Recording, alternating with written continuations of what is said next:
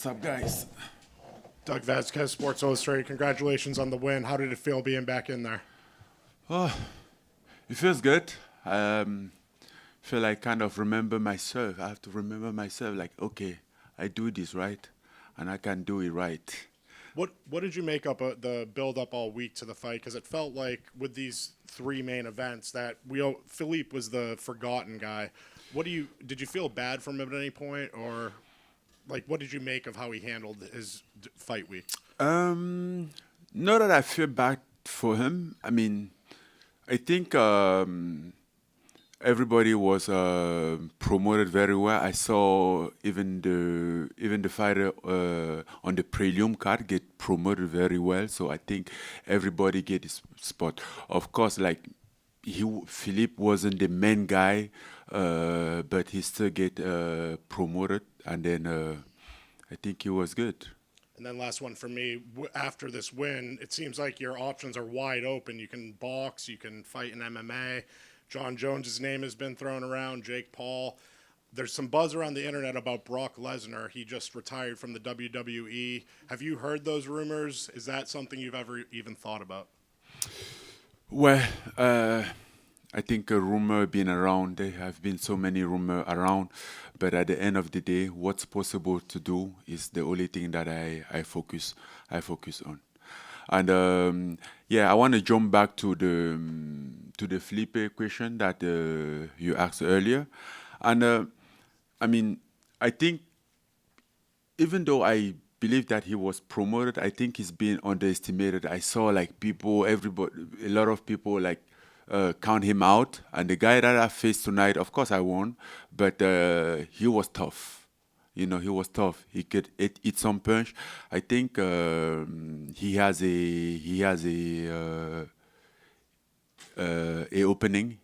He has a spot. If he has a fighter at some other guy, he can make a good statement. By the way, I think he's the guy that deserves the performance of the night. So maybe we should give the performance of the night to Philipe Lins.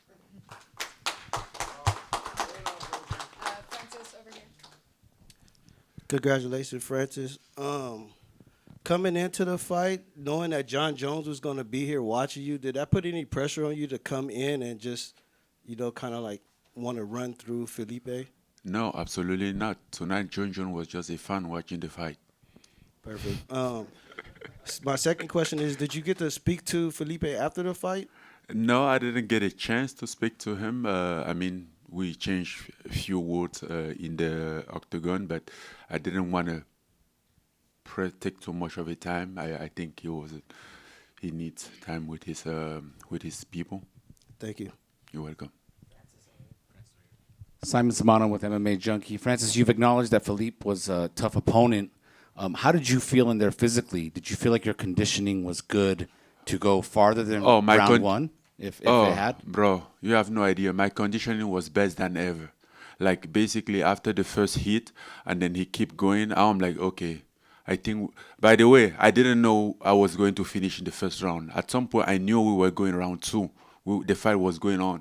And then I think I just clipped him at some point, but I was prepared. I'm like, okay, this fight is going, it might go to the distance or something, because this guy can eat some punch, So I was prepared. The opening just happened. Earlier this week, you were asked about Jon Jones being in the building, and you said it was very interesting. We'll see what happens.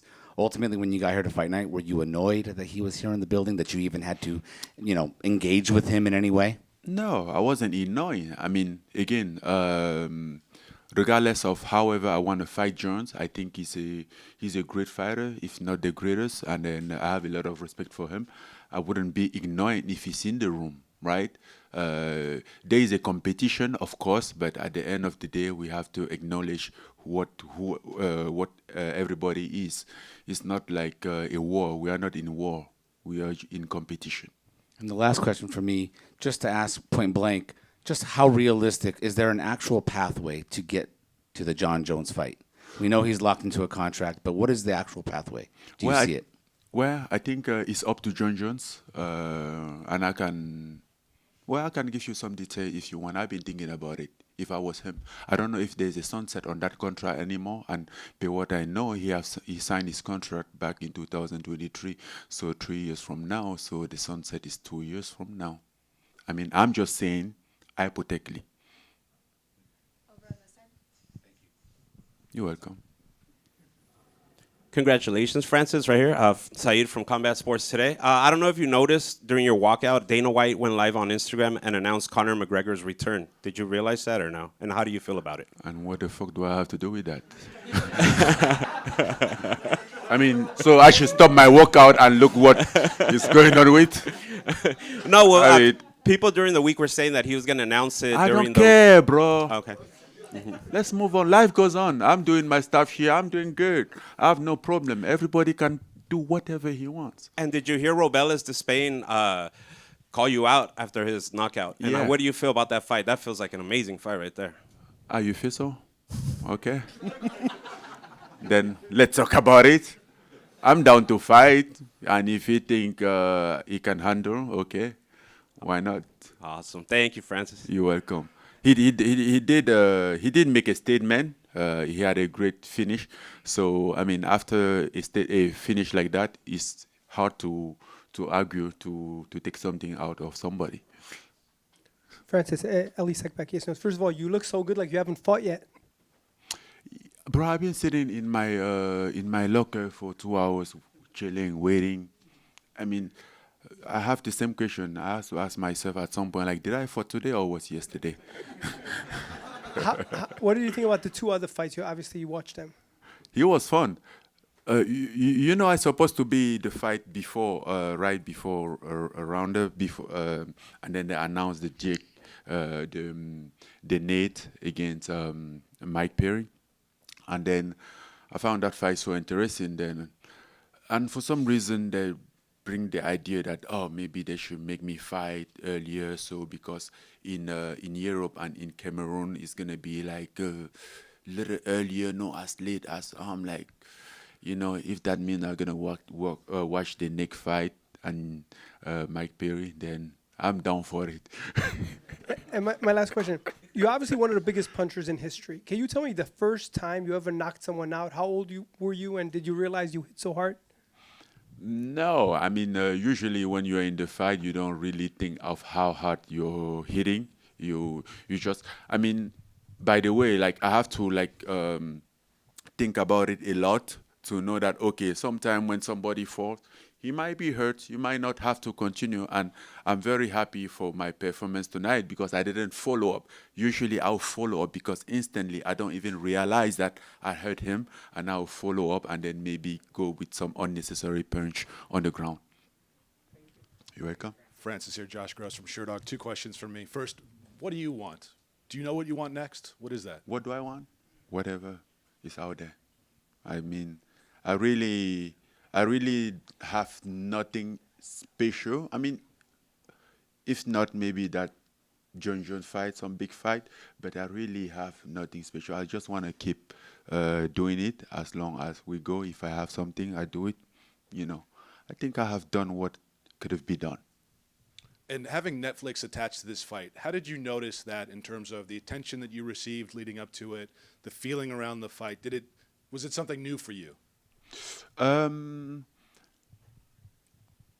would not say new. I would say he was even easier. You know, like usually I have to get like, oh, where do we watch the fight? Like in fight day, I will be in my hotel chilling, and then from Africa, Cameroon, they will be like, where can we watch the fight? I'll be like, figure it out. Like, I don't know, you know. And this time it was easy. I'm like, sign in on Netflix. Pretty easy. So, in fact, I didn't have to say that because a lot of people figured it out by themselves. So it was a lot of weight out of my shoulder. Over here on the side. Hi, Francis. Giandra LaBeouf, Best Women's Boxing Show, period. Now, as you make your transition back over into MMA after spending time in boxing, your striking looked really, really sharp tonight. Correction, not now. My last fight was MMA. Well, I fought in August 2024 was in MMA.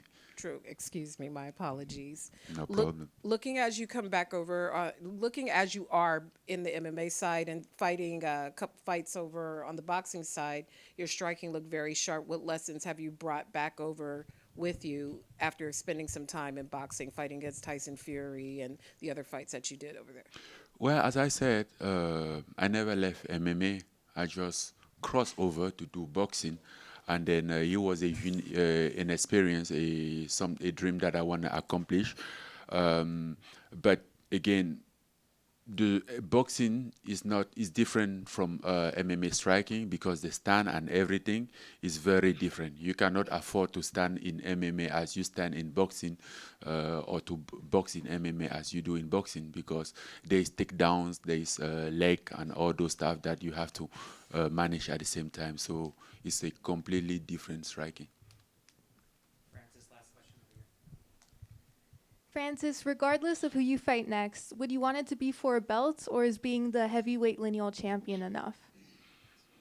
I have a lot of belt. I need to make some space home to put some belt in. So whatever, and then I have someone on my pants as well. So as long as it's a fight, you have put a man in front and that can fight. Yeah, we can dance. Thank you. You're welcome. Thank you, Francis. Thank you. Thank you, guys. Have a good night.